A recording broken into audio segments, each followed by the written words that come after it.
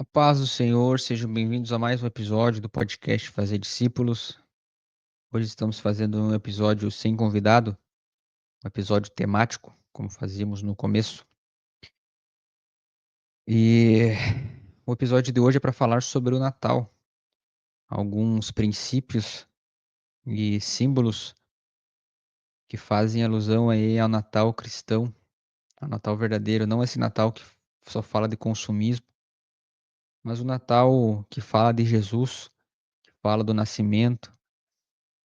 A Bíblia, nenhuma palavra, nem nada do que está escrito na Bíblia, e esse é um princípio teológico, um princípio cristão, nada do que tem na Bíblia é em vão. Então, tudo aquilo que tem de palavra, tudo aquilo que tem de símbolo, tem um objetivo. Tem coisas na Bíblia, palavras e histórias, que de início, às vezes, a gente até não pensa que aquilo ali é algo, pode ser algo banal, pode ser algo que não tem uma informação relevante, não tem um propósito relevante. Mas com o tempo, a gente estudando e analisando, a gente vai começando a entender o que que aquilo, qual que era o propósito daquela passagem está ali. A Bíblia fala que a palavra de Deus não volta em vão, não volta vazia, mas ela cumpre o propósito pelo qual ela foi designada. Então, hoje vamos trazer alguns símbolos bíblicos do que representa o Natal. E abrindo um parêntese, o Natal, o nascimento de Jesus, ele não foi em 25 de dezembro. Inclusive, ele não foi nem em dezembro. Existe toda uma questão histórica, questão teológica que explica isso. Não é o objetivo do, do episódio de hoje a gente conversar sobre isso. Mas, embora não seja em 25 de dezembro, embora esse seja um feriado, inclusive isso nasceu, a data do 25 de dezembro nasceu em uma questão de uma cultura pagã. Porém, a gente pode se utilizar de todas as datas, não só de datas, mas de tudo, para um bom proveito, para evangelizar, para falar de Jesus. O apóstolo Paulo, em uma determinada situação, ele estava lá em uma determinada cidade, que é a cidade de Gregos, e ele começou a olhar as esculturas, as imagens, em um determinado lugar da cidade, onde era, era o lugar onde tinha escultura de deuses, tinha estátuas de deuses e tudo mais. E ele olhou uma das estátuas, ou um dos templos ali, e dizia ao Deus desconhecido. Não existe nenhuma ideia assim de que aquilo ali fosse feito por cristãos. Aquilo ali não foi feito por cristãos e provavelmente nem por judeus. Mas o apóstolo Paulo se aproveitou daquela imagem para pregar a Cristo. Eles falaram: ó, esse Deus aqui que vocês adoram, sem vocês conhecer, é esse o Deus que eu venho pregar para vocês. Então, todas as datas e todas as comemorações,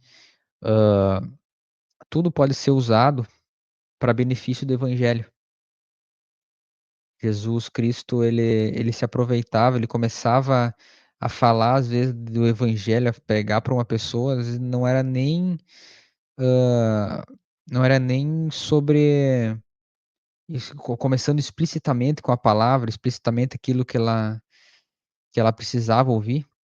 Por exemplo, no caso da mulher que estava para tirar água no poço, Jesus começou a responder as perguntas dela.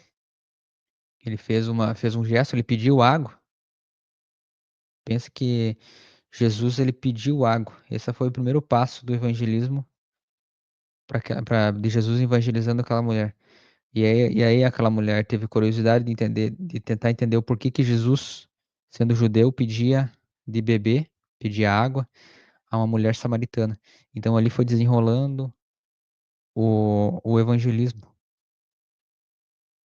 Então, embora não seja, fechando aqui o parênteses, embora não seja 25 de dezembro a data do nascimento de Jesus, embora isso nasceu em uma cultura pagã, a gente pode sim se aproveitar desses momentos em benefício do evangelho. Fechando parênteses, então, o primeiro ponto que eu quero abordar é a questão da manjedoura.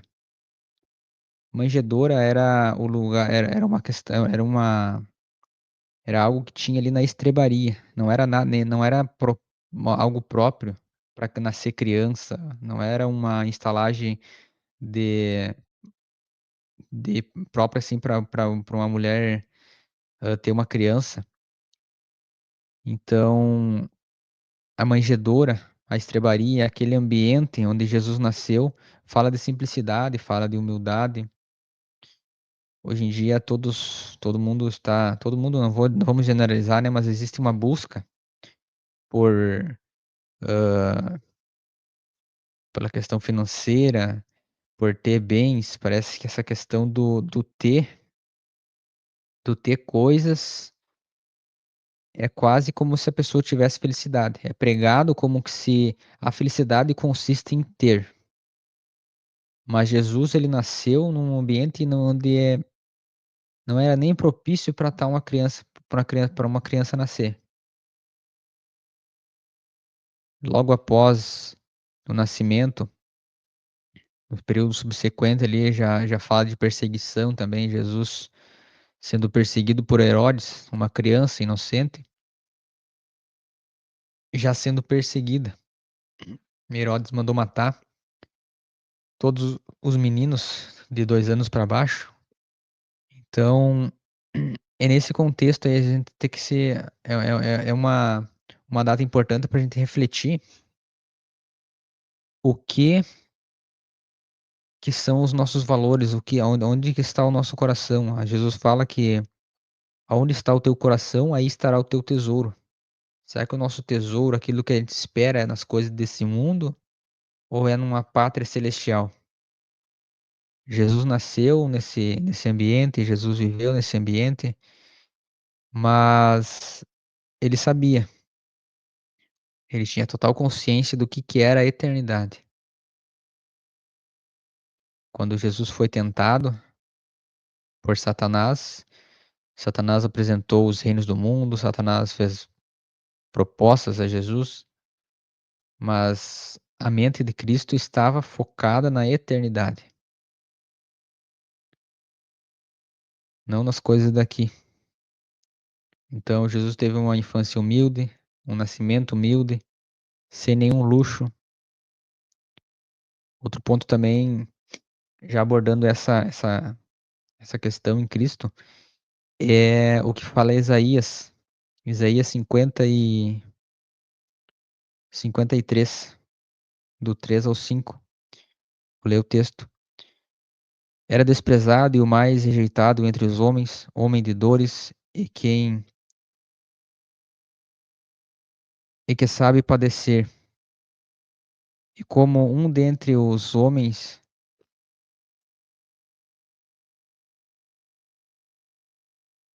como um de que os homens escondem o rosto, era desprezado, dele não fizemos caso. Certamente ele tomou sobre si as nossas enfermidades e as nossas dores levou sobre si. E nós reputávamos por aflito e ferido de Deus e oprimido. Mas ele foi transpassado pelas nossas transgressões e moído pelas nossas iniquidades. O castigo que nos traz a paz estava sobre ele, e pelas suas pisaduras fomos sarados.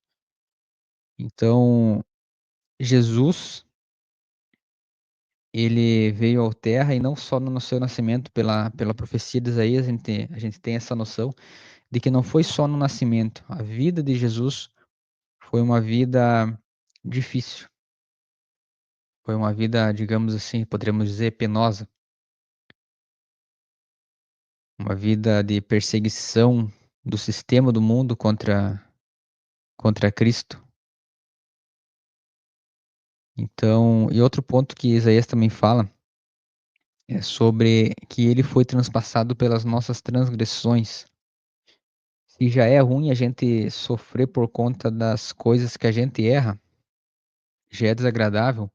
Agora imagina Cristo sofrendo por conta das transgressões de todos os seres humanos, de eu, de você, se sofrer por si mesmo, pelos próprios atos já é algo desagradável, quanto mais sofrer pelos outros quando a gente é injustiçado. Acho que todos já passaram por todo mundo,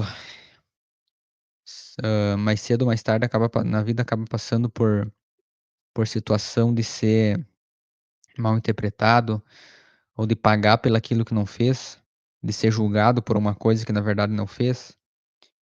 E essa sensação é ainda mais desagradável. Jesus sendo inocente, Jesus sendo o Cordeiro de Deus, não tendo nele pecado, ele sofreu tudo isso não porque ele merecia, mas porque eram as nossas iniquidades que estavam sendo carregadas por ele. O segundo ponto é a estrela que direcionou os reis magos até o ambiente do nascimento de Jesus Cristo. E a gente pode interpretar isso como sendo a direção de Deus. Deus ele usa diferentes meios de nos mostrar a sua vontade. E a gente precisa estar atento àquilo que Deus ensina, aquilo que Deus nos instrui. Isso não é necessariamente que vai descer um anjo e vai falar para nós qual que é a vontade de Deus. Não. Deus vai colocando muitas vezes informações no nosso caminho, pistas, e a gente vai interpretando e pouco a pouco a gente vai conhecendo o que que é a vontade de Deus. Então, a estrela fala de uma orientação divina, um guia. E o primeiro de tudo, antes de entrar nos detalhes aí de como Deus age no dia a dia, o primeiro de tudo é a Bíblia. A Bíblia é a maior profecia.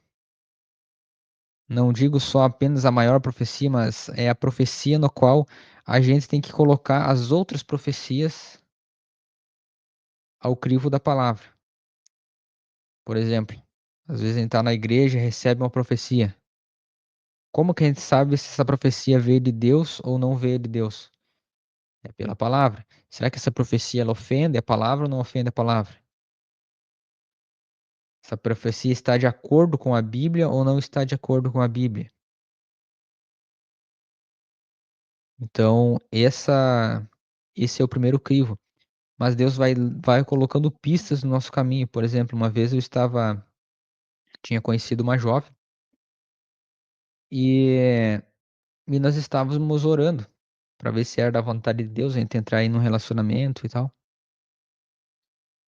E parecia que tudo estava se encaminhando para dar certo. Até que um dia,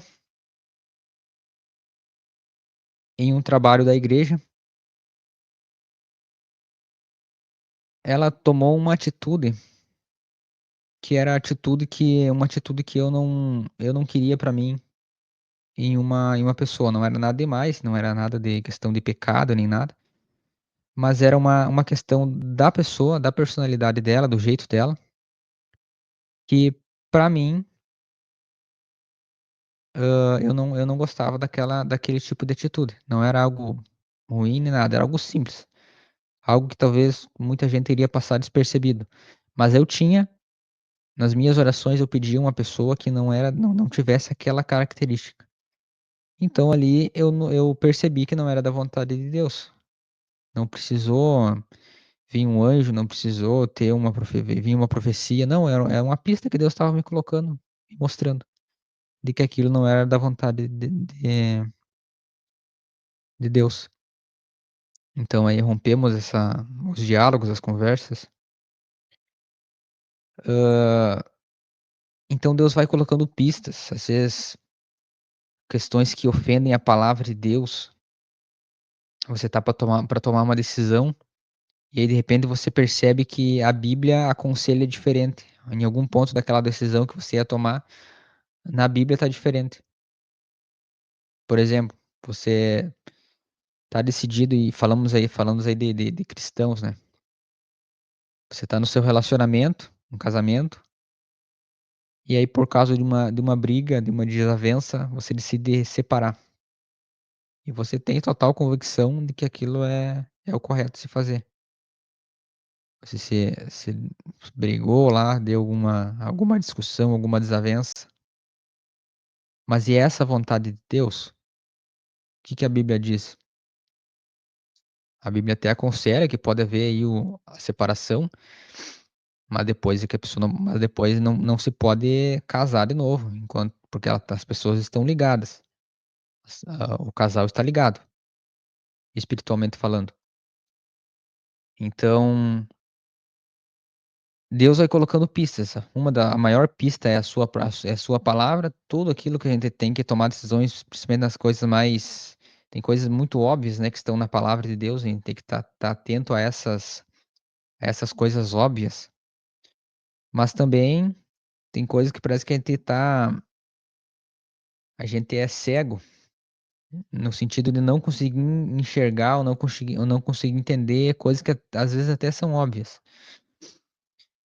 Mas se a gente tem no nosso coração o real desejo de fazer a vontade de Deus, e a gente expressa isso para Deus, na nossa oração a gente diz assim, ó, algo como isso: "Senhor, eu tenho pensado em tomar determinada decisão, a minha atitude está sendo essa, mas eu quero saber se isso é da tua vontade", se a gente vem com o coração realmente disposto a entender a vontade do nosso Senhor, mais cedo ou mais tarde ele vai revelar, de uma maneira ou de outra, Deus vai revelar. E a gente precisa ter essa predisposição. Não é uma questão de sabedoria, mas é uma questão de a gente ter de a gente e óbvio que a gente tem que buscar sabedoria, né, mas eu não estou falando contra a sabedoria. Mas o ponto central é o coração disposto a mudar se a vontade de Deus for outra. Ter isso no coração. Então Deus, ele tem prazer em mostrar a sua vontade. Deus tem o prazer em ver alguém vivendo a sua vontade. A Bíblia fala em Romanos capítulo 2, versículo 12, que a vontade de Deus é boa, agradável e perfeita. Como diz o texto: "Não vos conformeis com esse mundo, mas transformai-vos pela renovação do vosso entendimento, para que experimenteis qual seja a boa, agradável e perfeita vontade de Deus." Então Deus tem prazer em a gente estar vivendo a vontade dele. E é uma vontade boa, agradável e perfeita. Só que para viver essa vontade boa, agradável e perfeita, nós precisamos esvaziar-nos de nós mesmos para receber aquilo que Deus tem. Porque até tem uma parábola de um sábio, isso não é bíblico, tá? De um sábio e de um discípulo. Aí aquele sábio, aquele discípulo novo, recém-chegado lá para aprender do sábio, começa a falar e falar e falar e falar e falar, e o sábio apenas escutando. E ele fala e fala e fala e fala, não para de falar. Até que o sábio convida ele para tomar um chá. E aí quando o sábio vai servir o chá, ele começa a derramar a água na xícara, isso com a xícara na mão daquele jovem, e começa a derramar, e a xícara começa a transbordar e começa a queimar a mão do moço. Até que aquele jovem fala: "Mas tá, você está queimando minha mão", e começa a reclamar, começa a gritar. Aí você fala: "É exatamente assim que está a tua mente, exatamente assim que você está. Como é que eu vou encher mais, como é que eu vou colocar alguma coisa em você se você está cheio de você?" E com Deus é a mesma coisa. Enquanto a gente não estiver disposto a abrir mão do nosso desejo, da nossa vontade, para viver a vontade de Deus, Deus simplesmente vai deixar nós ao nosso desejo. Jesus, ele não arromba a porta do coração. Então, para a gente poder viver a vontade de Deus, a gente precisa abrir mão da nossa vontade. E aí alguém pode dizer que, mas a vontade de Deus é a vontade que eu penso que é para mim. O desejo de Deus é o meu desejo. Eu tenho certeza disso. A Bíblia fala que, em uma passagem em Isaías, fala que os pensamentos de Deus são mais altos do que os nossos pensamentos. Os caminhos de Deus são maiores e melhores do que os nossos caminhos. A nossa natureza, por conta da nossa natureza terrena, quando Adão pecou, toda a natureza foi entregue ao pecado. Então, a nossa natureza se tornou uma natureza pecadora depois do pecado de Adão e Eva. A nossa mente, o nosso coração, ele se tornou corrompido.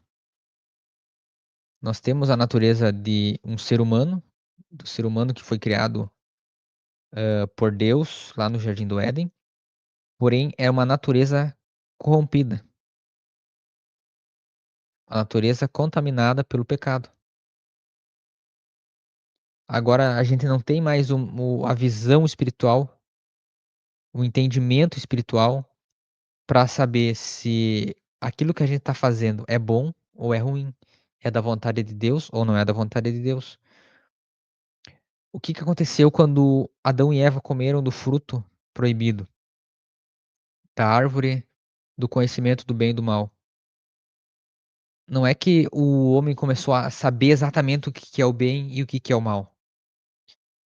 O fruto da árvore do conhecimento do bem e do mal foi que o resultado de comer o fruto foi que agora o ser humano consegue, ele consegue pensar por si mesmo e ele cria para si o que que é o bem e o que que é o mal.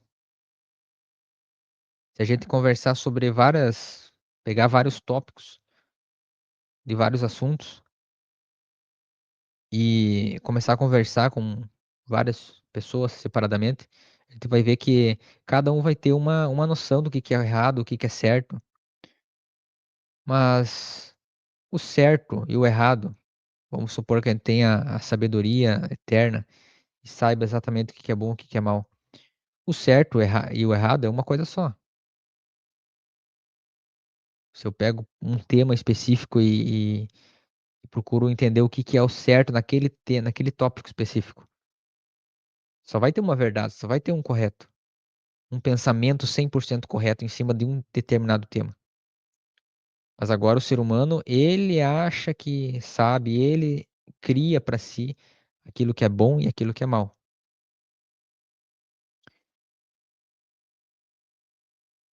E é por isso que nós não sabemos, nós não temos esse discernimento do que é bom para nossa vida, do que não é bom para nossa vida, e é por isso que a gente precisa buscar em Deus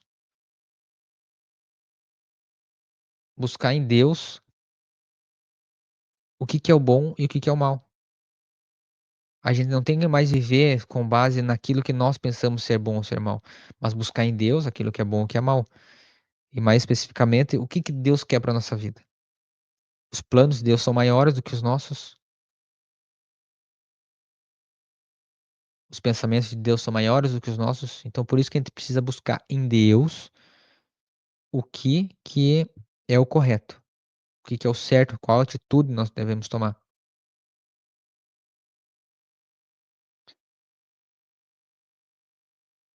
O que que essa estrela está nos guiando, trazendo esse exemplo bíblico. Qual caminho que a estrela vai guiar?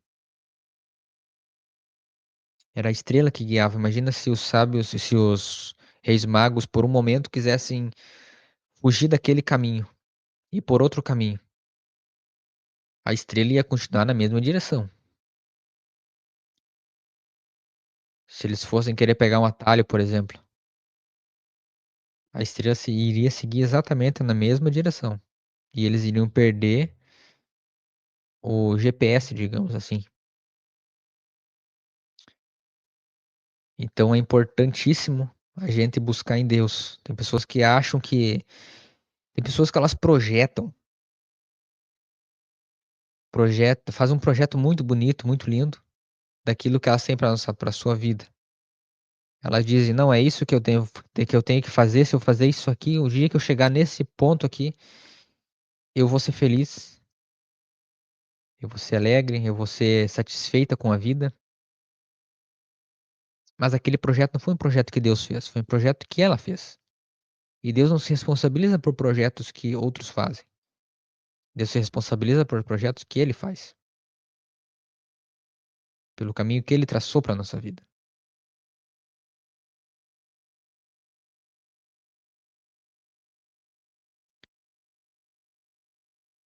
Esse é um ponto muito importante. Essa reflexão da estrela guia.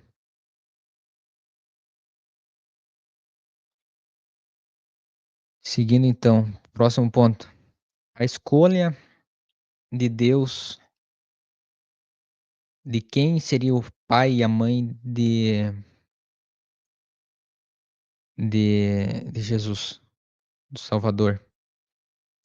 Se a gente parar para pensar aí quais foram as características que tinha, quais foram as características que tinham em José e em Maria, para que Deus escolhesse.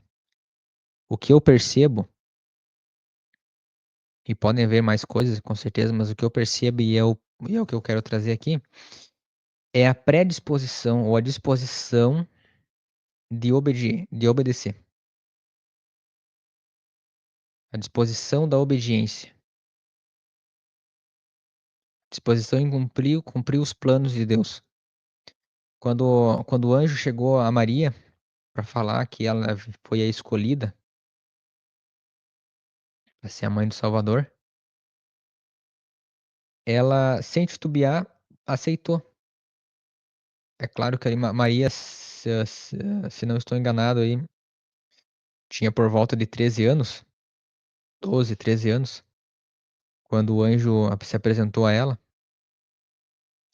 Então, naquela questão da juventude, da curiosidade, de não saber, de não entender, ela até perguntou: como que pode uma virgem dar à luz?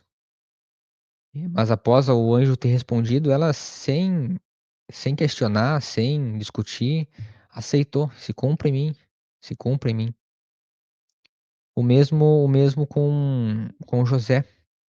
Enquanto José, ele não tinha uma visão clara dada por Deus da atitude que ele deveria tomar, ele até pensou em fugir. Ele pensou nas consequências de achar que, porque Maria, a princípio, o que queria acontecer? Poderia ser até morta, porque na visão judaica, ele não, na questão do judeu ali, ela não poderia ter adulterado. A única explicação, nunca na história aconteceu isso, de uma pessoa, de uma moça, de uma mulher conceber ou gerar, dar à luz sem que haja primeiro a relação sexual. Então, aquilo ali, qual era a única explicação que poderia se dar aquele nascimento de Jesus? Era adultério.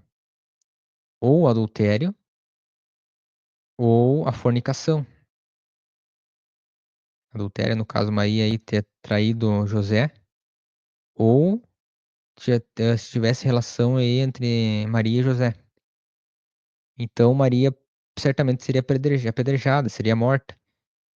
E José, pensando nessa possibilidade, nessa consequência, decide fugir, porque fugindo aí poderiam colocar a culpa nele. Ó, ele errou com Maria,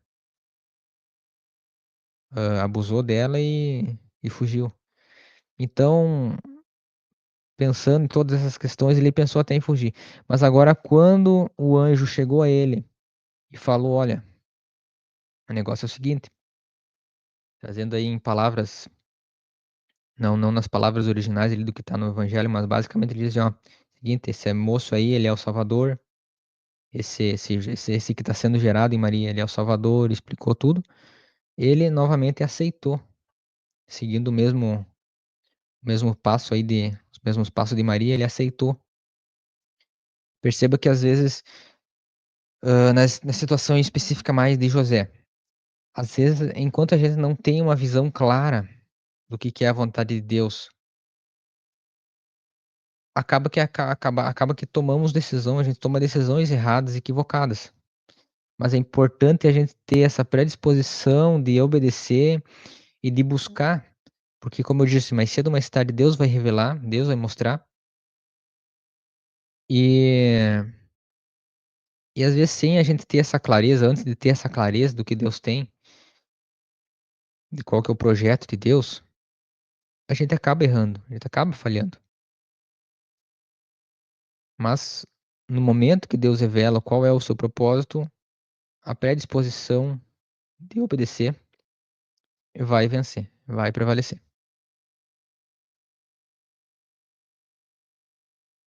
Ainda que seja em momentos que as circunstâncias sejam desafiadoras, como foi no caso de Maria e José, ainda que seja uma questão complicada, e ali não vamos nem entrar nos pormenores dessa questão judaica aí de poderiam pensar que eles fornicaram, ou que houve um adultério, enfim.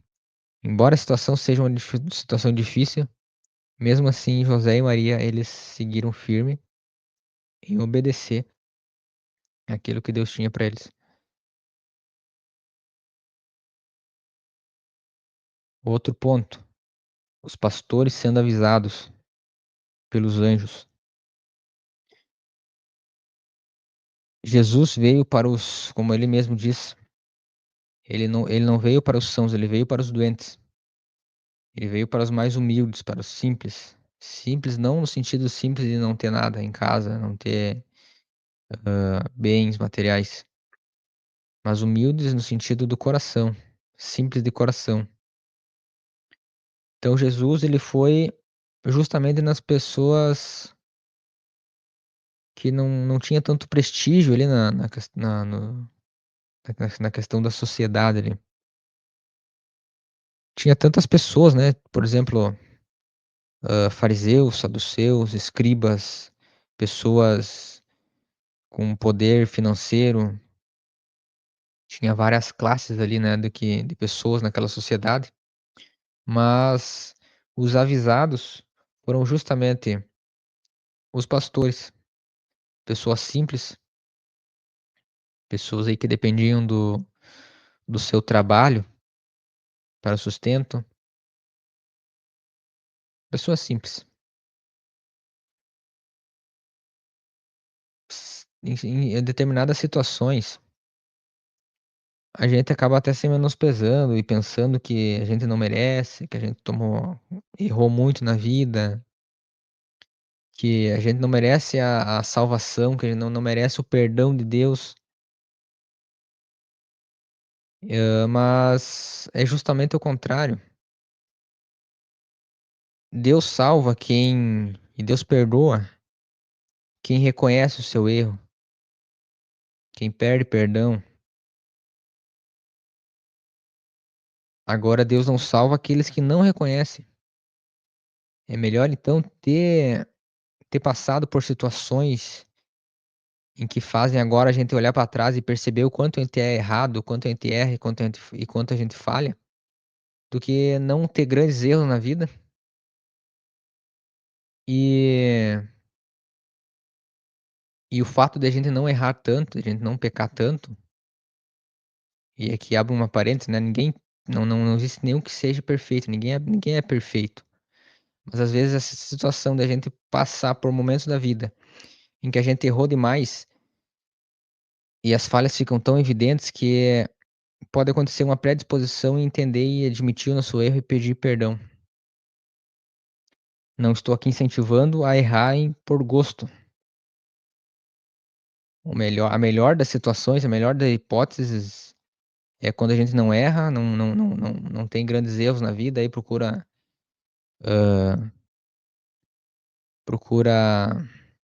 aceitar a Cristo sem ter, por exemplo, se desviado, sem ter passado pelas questões aí do mundo e tal.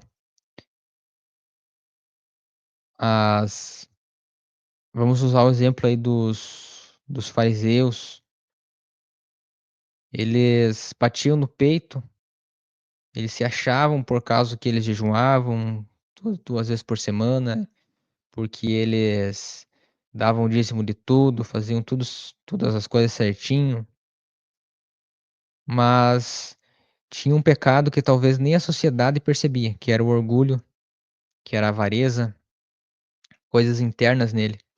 Na parte externa, na parte onde as pessoas conseguiam ver, eles eram exemplo. Mas na parte interna do seu ser, eles eram horrivelmente pecadores. Na sua parte interna, todo mundo é pecador. Todos temos algum pecado, temos alguma falha, temos algumas, na verdade, alguns pecados e algumas falhas. Então, essa, como eu digo, a melhor das hipóteses é a gente aceitar Cristo, ser fiel sempre, fiel do começo até o fim. Mas se por acaso a gente falhou, a gente errou, e a gente está entendendo agora o quanto a gente foi falho, o quanto a gente errou, é uma bela oportunidade para pedir perdão, porque Deus, ele não negligencia um pedido de perdão, ele perdoa o maior pecador, não sendo aí blasfemo contra o Espírito Santo, como esse é um ponto também que talvez um dia a gente pode abordar aí numa conversa com algum pastor, com algum irmão da área do ensino. É um excelente tema para a gente abordar, blasfemo contra o Espírito Santo. Mas não sendo blasfemo contra o Espírito Santo, você se arrepende, você perde perdão, Deus perdoa. O problema é quando a gente não pede perdão. Esse que é o problema. Ah, Passando então aí pro último ponto, a esperança de vida eterna. Por que que Jesus veio ao mundo? Jesus veio ao mundo só para que um dia as pessoas comemorassem Natal? Qual que foi o objetivo de Jesus ter descido à Terra? O objetivo foi justamente a reconciliação de Deus com os homens. Como foi comentado no começo, Adão e Eva pecaram e toda a natureza, depois disso, foi condenada ao pecado, foi entregue ao pecado. Como diz o salmista Davi, em um ventre de pecado fui gerado.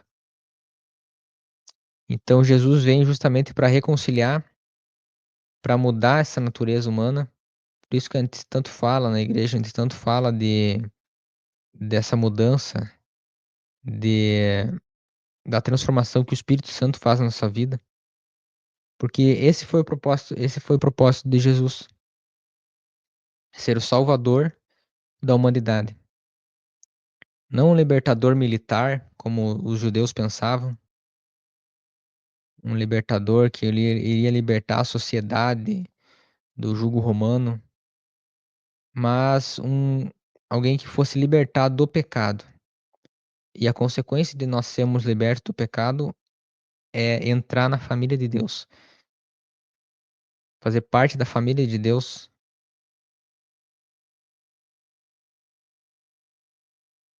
A Bíblia diz que o inferno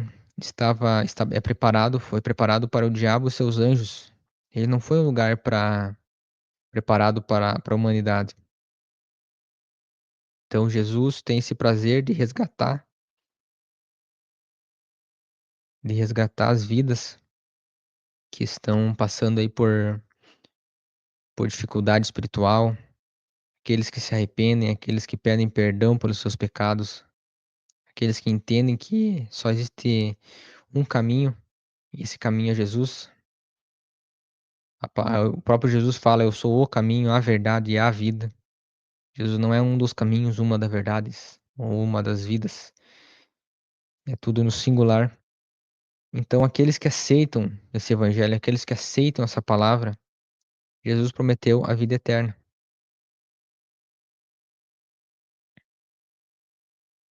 reconciliou o homem com Deus. Não é simplesmente dizer: "Eu gosto de Jesus, eu tenho Jesus na minha vida", mas é aceitar Jesus como o único e suficiente Salvador e viver segundo a sua vontade, segundo a sua palavra. Então esse eram os pontos aí que eu tinha preparado para falar a respeito do Natal. Talvez vamos fazer mais algum especial aí, talvez em alguma entrevista, em alguma, conversa aí com algum irmão, talvez abordando mais alguns pontos individualmente. Deixe seu comentário, deixe sua sugestão de vídeo, deixe sua sugestão de tópico aí para abordar em alguma conversa. Curta, comente, compartilhe. Às vezes eu esqueço de pedir para os inscritos e para aqueles que assistem os vídeos compartilharem. De foca mais na conversa, no diálogo, aí eu acabo esquecendo desse detalhe. Mas curta, compartilhe, comente, traga sugestões. Sugestões são muito importantes aí de coisas que você que aqueles que estão ouvindo aí gostariam de estar ouvindo algum tópico, algum assunto específico. E que Deus abençoe a todos. A paz do Senhor.